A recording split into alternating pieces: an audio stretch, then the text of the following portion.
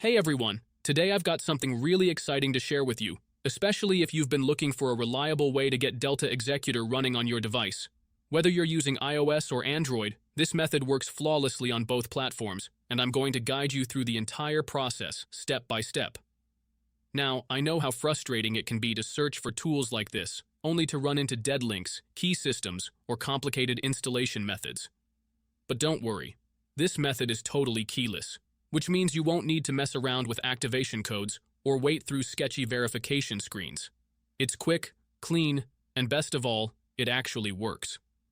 As you can see, I already have Delta Executor installed on my iPhone, and it's running without any issues. I've tested it thoroughly to make sure everything functions the way it should, and I'm genuinely impressed by how smooth it is. You're going to love it. So without wasting any more time, let's jump right into the tutorial and get Delta Executor installed on your phone. Before you can use this method, there are some settings you need to change.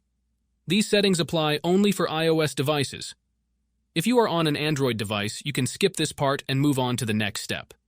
Head into your settings, tap on General, and make sure that background app refresh is turned on, either for Wi-Fi or for both Wi-Fi and mobile data.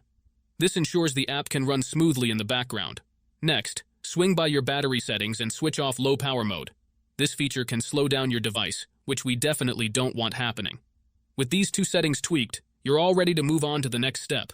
What you need to do next is open up your internet browser, in my case it's Safari, and go to the website called pluginelite.com. Plugin Elite is a website where you can find many apps with awesome features.